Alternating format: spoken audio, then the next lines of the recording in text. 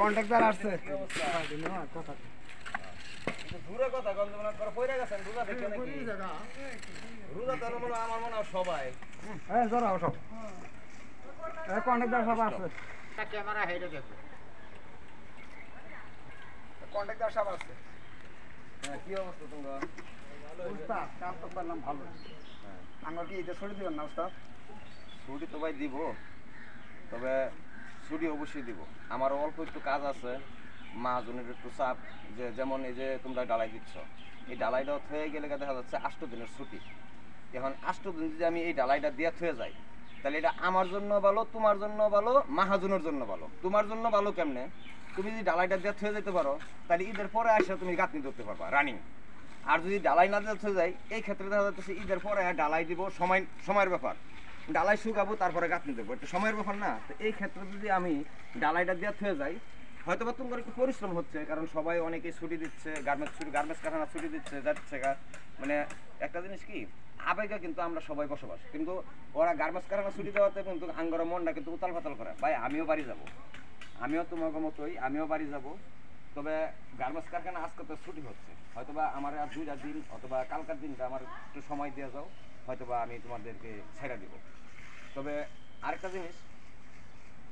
কি কো তোমরা কি কো আরেকটা কথা আছে উস্তাদ কইতাছে দুদিন থাকবে তোমরা থাকবা ওনার দিবেন না চাচা বোনাস তো আসলে দিতেই চাই কারণ আমিও যেহেতু মানুষ আর আমি বোনাস দেওয়ার মতো আসলে ক্ষমতা আল্লাহ দিছে কিনা আমি জানি না তবে আমার সামর্থ্য যতটুকু সম্ভব আমি দেওয়ার চেষ্টা করব তবে আমি তোমাদের লাগি একটা সার্ভিস কিনে রাখছি কিন্তু এটা আমার কোনো মানে মন থেকে ভালোবাসার জিনিস এমনি কোনো মানে অনেকে আছে হয়তো বা অনেকে ধরে নিতে পারে এই ভিডিওটা দেখার পরে যে জাকাত হিসাবে এবং ইয়া হিসাবে কিন্তু আসলে ফেরতা হিসাবে আসলে সত্যি কথা বলছি আমার মন থেকে এটা কোনো কিছু না আমি আমার আজকে অনেক বছর ধরে অনেক দিন ধরে কাজ করতেছো আমার মন থেকে হ্যাঁ ভালোবাসা হিসাবে হ্যাঁ ব্যবহার হিসাবে আমি তোমাদের জন্য যাই একটা কি জিনিস কিনছি আমি কি তোমাদেরকে দিব এবং আমি অলরেডি অনেকেরই দেওয়া দিছি তোমার উপস্থিতি যারা যারা চলে গেছে আর কি আমার এই টিমে যারা যারা চলে গেছে ওদেরকে আমি দেওয়া দিছি কিন্তু এটা আমি কোনোদিন তোমাদেরকে মানে আমার ভালোবাসার উপহার থেকে উপহার দিছি এটা কিন্তু অন্য কোনো কিছু মাইন্ড করে নিবা না আমি কিন্তু এই জিনিসটা আমি তোমার জন্য আনছি হয়তো তোমরা জানো না হয়তো বা জানতেও পারো আমি অর্ধেককে আমি দেওয়া দিছি মানে যারা মানে তোমাদের আগে চলে গেছে মানে দূর দূরান্তে বেশি ওরা চলে গেছে ওদেরকে আমি দেওয়া দিছি তবে আমার যতটুকু ভাই সমর্থ কোলা আমি ততটুকুই তোমাদেরকে দিব তাতে আমার প্রতি তোমরা খুশি থাকো আর আমার জন্য দোয়া করো আর তোমরা এটাও জানো যে আমি কাজ করি তোমার মতো তোমাদের সাথে থেকেই কিন্তু কাজ করি তোমাদের ভালোবাসা নিয়ে কাজ করি আর আমি দিব না কেন যেহেতু তোমরা যদি একটা কাজ উড়াই দাও 10টা টাকা ব্যবসা থাকলে আমার থাকে তাহলে এইখান থেকে তোমাদের 10 টাকা দিলে আমার কোনো 5 টাকা দিলে আমার কোনো ক্ষতি হবে না আশা করি আর না দিলেও যে তোমাদেরকে মন খুশি করা যাবে না বছরে একটা ঈদ আমার যতটুকু সম্ভব আমি ততটুকু দিব তাতে তোমরা খুশি থাকবা হ্যাঁ এটা দোয়া করি আর আরেকটা জিনিস ছুটি আমি দিচ্ছি না কেন এই যে যারা গার্মেন্টস শিল্প কারখানার লোক ছুটি চাইছো তাদের কিন্তু ক্ষতি যেমন আমি বলি কেন ক্ষতি শিল্প কারখানা ছুটি হলে সেদিন থেকে গার্মেন্টস মানে ওই গাড়ি যানবাহন খুব ভিড় হয় তোমরা সবসময় ঈদের আগের দিন তোমরা বাড়ি যাবা দূর দূরান্ত তোমাদের বাড়ি তো অবশ্যই অনেক দূরে জি তোমার বাড়ি কোন জায়গায় শেরপুর তোমার বাড়ি জামালপুর তোর বাড়ি শেরপুর ভাই সাদেকের বাড়ি কোন জায়গায় নেত্রকোনা তো চিন্তা করেন এক একজন এক এক জায়গায় বাড়ি এই বাড়িতে আসলো গেলে ওখানে যে বর্তমান যে সময় আর কি যানবাহন পরিবহনে উঠতে গেলে 1 টাকার ভাড়া কিন্তু 2 টাকা তা আমি মনে করি যারা বুঝে তারা এই ছুটি না কাটায় মানে এই টাইম মতো না যায় টাইম একটু ওভার করে যাক তারা 10 টাকার ভাড়া 10 টাকার ভাড়ার জায়গা 5 টাকা দিয়ে যাইতে পারবে কারণ তখন যাত্রী এত চাহিদা থাকবে না হ্যাঁ গাড়ি ভাড়াও একটু মানে সুযোগ সুবিধা পাবে তো এটা তোমাদের জন্য সাশ্রয় হবে তোমরা যদি 2 দিন পরে যাও তোমরা গাড়ি ভাড়ার থেকে অনেকটা সেফ হবা তবে যাই হোক কাজ করো কাজ করার পরে আমি হয়তো বা তোমার মানে বিদায় দিয়ে দিব আর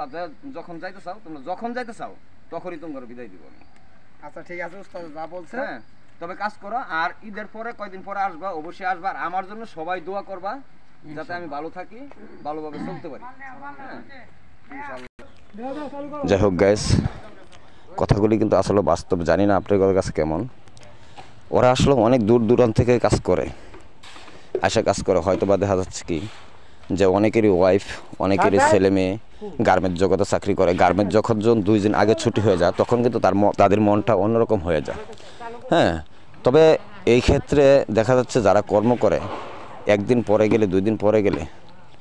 সবচেয়ে ভালো হয় আমার ক্ষেত্রে। তারা সাশ্রয় সব দিকে ভাবে, গাড়ির দিক থেকে,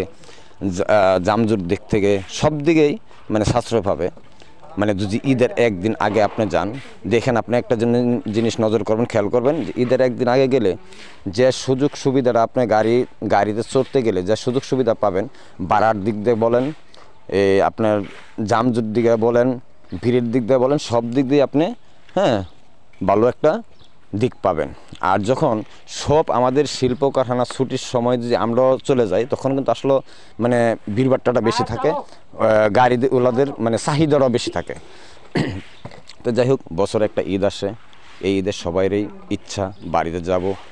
আমরা হয়তোবা অনেকেই বাবা মা ছাড়া, আত্মীয় স্বজন ছাড়া বছরখানে বাহিরে থাকি বা গ্রামের বাহিরে থাকার পরে ঈদ পর্ব আইলে কিন্তু আমাদের মনে একটা আনন্দ জাগে যে ঈদ উপলক্ষে আসলে হয়তো বাবা মার সাথে ঈদ করব, বাবা মার সাথে চলাফেরা করব, থাকবো, এটা একটা আনন্দ। যাই হোক, আমাদের জন্য দোয়া করবেন আর যাতে আমরা বাবা মার সাথে ঈদ করতে পারি, দেশে আরামে এসে যাইতে পারি। তো এই দোয়াটা অবশ্যই করবেন। করতে পারে ভাই, শুন না। আচ্ছা, এটা আমি টান দেখো। আচ্ছা আচ্ছা, না এর মাসে আইতো পারি না, এলো আমি আজকে করে দিয়ে যাবো। হ্যাঁ, আজকে আমি করে দিয়ে যাবো। তো আসলে এই কাজগুলি সবাই আমরা পরিশ্রমের কাজ করি। এই পরিশ্রম করার পরে ঈদ উপলক্ষ আসলে সবারই একটা অধিকার থাকে। আসলে আমার তেমন একটা সামর্থ্য নেই যে তাদেরকে আমি দিয়ে অনেক কিছু দিয়ে খুশি করব। হয়তোবা আমার সামর্থ্য যতটুকু আছে, ভাই আমিও একটা গরিব মানুষ, আমিও কাজকাম করি খাই, যে দেওয়ার মতো সামর্থ্য হয়তো আমার নেই। তবে আমার যতটুকু আছে আমি দিয়ে তাদেরকে খুশি রাখার চেষ্টা করব। অবশ্যই দোয়া করবেন যাতে আমি দিতে পারি। তো ভালো থাকবেন, সুস্থ থাকবেন। আসসালামু আলাইকুম।